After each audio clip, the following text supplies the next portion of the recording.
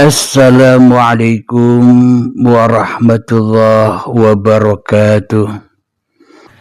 Saya biasa pernah mengatakan, Mas, kan ada di yang sebelah itu, agama-agama sebelah itu yang mengatakan itu Allah punya anak, Allah punya kita ini semua ini roh-roh kita ini dari Allah, akan kembali ke Allah. Saya pernah tanya diri saya, Mas. Saya sampai sampai pagi saya tanya karena kan saya ditanya sama teman. Waktu saya masih nakal-nakalnya ya, saya kan dulu saya sempat semua maksiat. Jadi saya sempat dibilang teman, tanya dirimu siapa saya, mau kemana saya. Saya tanya diri saya pada waktu itu, pada malam hari sampai pagi saya tanya siapa saya. Oh, saya tahu jawabannya, saya dari Allah, akan kembali ke Allah. Makanya kita dikatakan nanti akan kekal karena kita kembali ke Allah. Allah kan yang kekal, maha kekal. Begitu, Mas. Instruksi ya, maknanya tanda Anda tadi bilang perdebatan itu Allah punya anak dan sebagainya ya. Itu kalau kita masuk ke dalam diri kita, masuk ke dalam masing-masing kita, apa bedanya dengan diri kita selama ini?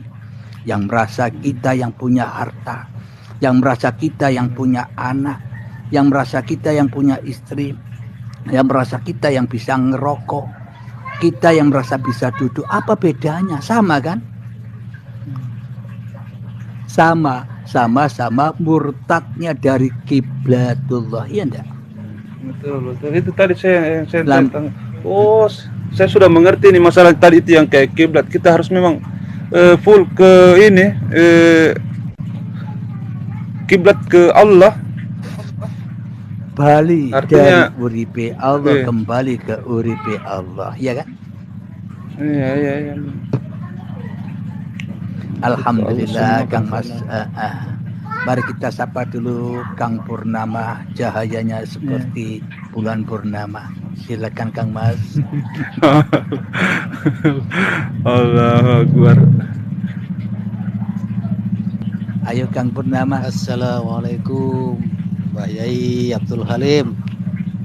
Waalaikumsalam warahmatullahi wabarakatuh. Saudaraku Hendra, 1 + 1 sama dengan 3. Mantap. Semoga sehat selalu. Silakan dilanjutkan Mbak Yai. Saya siap menyimak.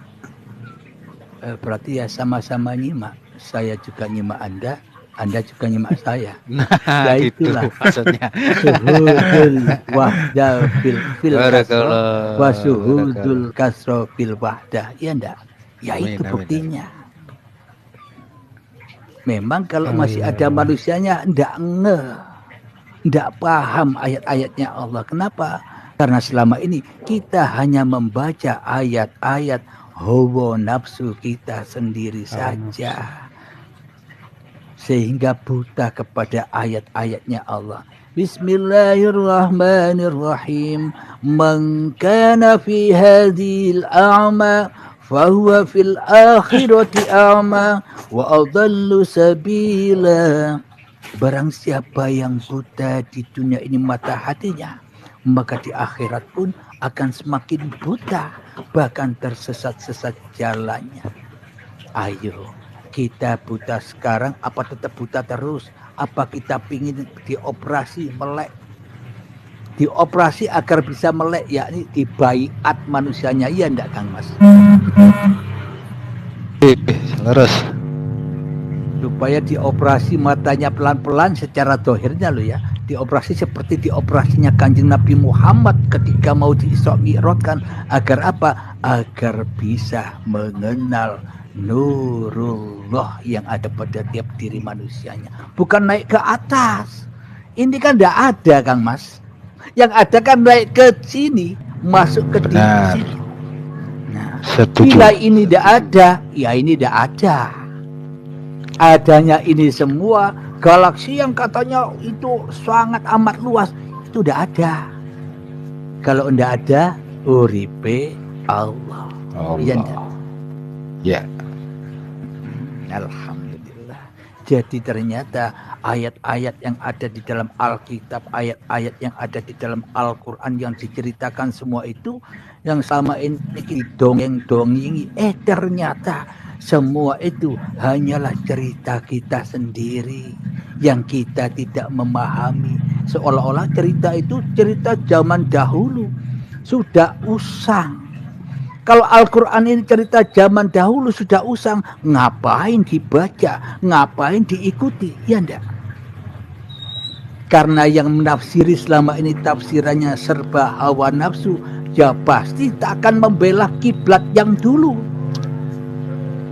Kiblat yang ini yang diikuti, kiblat hawa nafsunya yang diikuti. Jadi Al-Quran, ayat-ayat Allah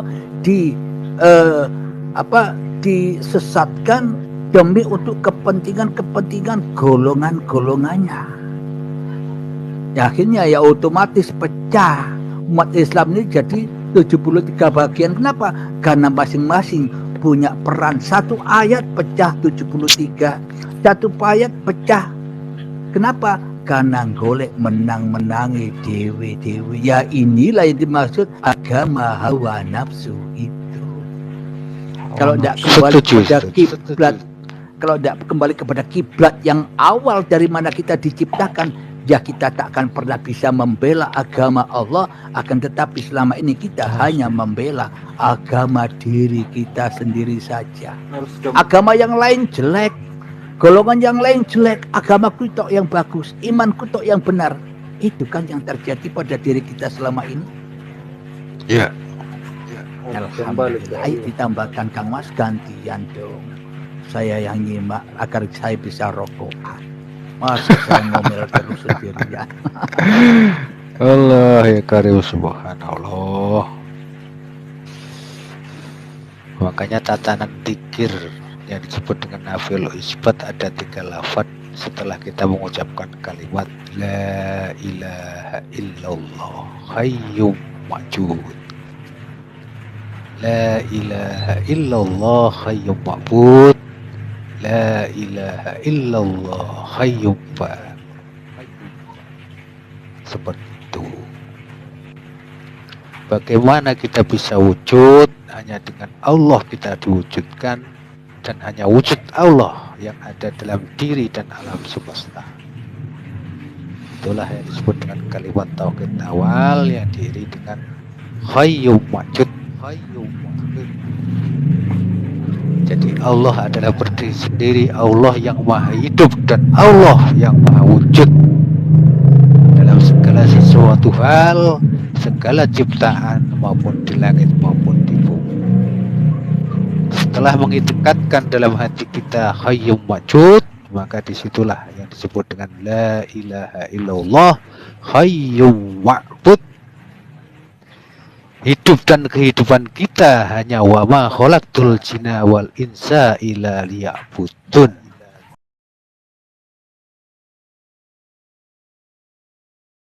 Allahumma shalli ala sayyidina Muhammad wa asghiri zalimin biwalimin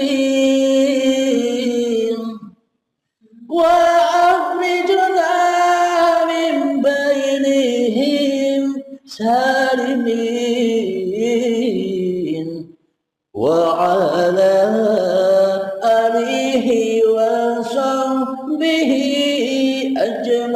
أجمعين اللهم صل على سيدنا محمد وأصغر الظالمين بظالمين وأخرجنا من بينهم سالمين وعلى آله وصحبه أجمعين اللهم صل على سيدنا محمد وأصغر وخذيل ظالمين بظالمين وأخرجنا من بينهم سالمين وعلى آله وصحبه أجمعين.